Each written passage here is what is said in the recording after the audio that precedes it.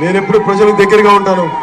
ఎక్కడ లోపల షూటింగ్లు ఉన్నా కానీ బయట ఏం జరుగుతున్నాయి, బయట సమస్యలు ఏమున్నాయి, నేను ఏ రోజు నటుడిని కాదు. ఊహ తెలిసినప్పటి నుంచి నేను ఎప్పుడు నటుడు అవ్వాలనుకోలేదు. ఊహ తెలిసినప్పటి నుంచి సమాజానికి పని చేయాలనుకున్నాను. అందుకే ఈ రోజు నేను మీ ముందున్నాను.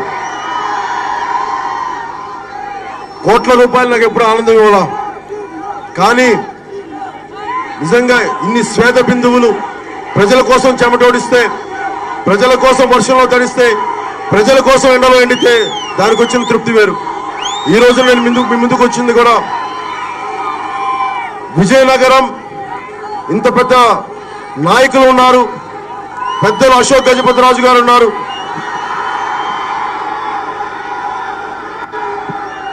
నేను 2014లో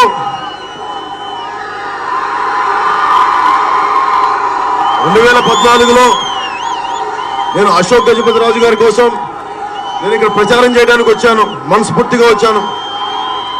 నేను వారేదో నాకు గుర్తించి మేకతోలు కప్పుతారని నేను వారికి చేయలా. నా ప్రజల కోసం, నా విజయనగరం ప్రజల కోసం, మా వాళ్ళ కోసం, మా అన్నదమ్ముల కోసం వచ్చాను. నేను మంచి చేస్తారని చెప్పి. నేను ఏదో దేని గురించో మాట్లాడితే, ఎవరి గురించో మాట్లాడితే అశోక్ గజపతిరాజు గారిని పవన్ కళ్యాణ్ ఏదో మాట్లాడారంటే ఆ పెద్దవాడు నలిగిపోతాడు. వచ్చి పంపించమ్మా, దారి ఉన్నవాడికి, దారి ఉన్నవాడికి బామ్మ రండి, వచ్చేయండి, రండి, నన్ను నలిగిపోతారు, వచ్చేయండి.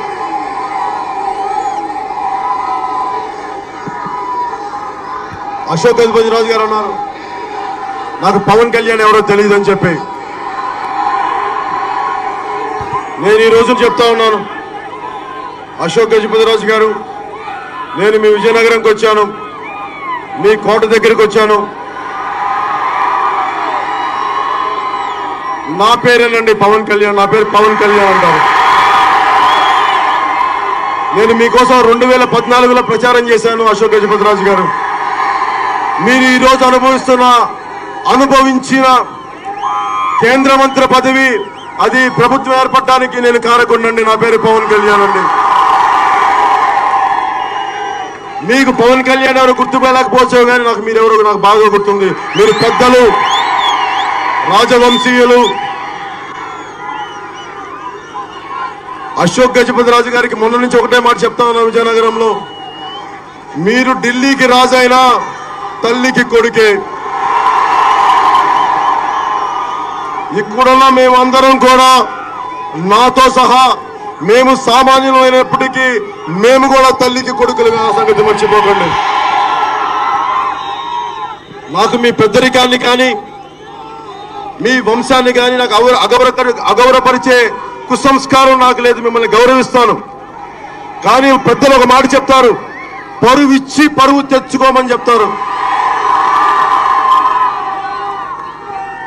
అలాగే ముఖ్యమంత్రి గారు చెప్తా ఉన్నాం, అశోక్ గజపతిరాజు గారి దగ్గర నుంచి చోటా మోటా నాయకుల దాకా అందరూ పవన్ కళ్యాణ్ ఏం చేశాడని చెప్తున్నారు. 2019లో చెప్తాం పవన్ కళ్యాణ్ ఏం చేశాడో, ఎలా చేస్తాడో చెప్తాం మీకు. మేమేం మర్చిపోలేదు. ముఖ్యమంత్రి గారు సడన్ గా పవన్ కళ్యాణ్ ఎందుకు ఇలా మారిపోయాడని అడుగుతారు. నేను ఎప్పుడు మారలా. అమరావతిలో 3 పంటలు పండే భూమిని అన్యాక్రాంతంగా లాక్కుంటే, ఆ రోజు నేను అమరావతికి వెళ్ళాను. 3 పంటలు పండే భూముల్ని మీరు లాక్కుంటే, భూసేకరణ చట్టంగా మీరు ప్రయోగిస్తే, ఆ రోజు నేను బయటకు వచ్చి పోరాటం చేశాను. అవసరమైతే ఆపుకుంటానని చెప్పాను. ఆ రోజు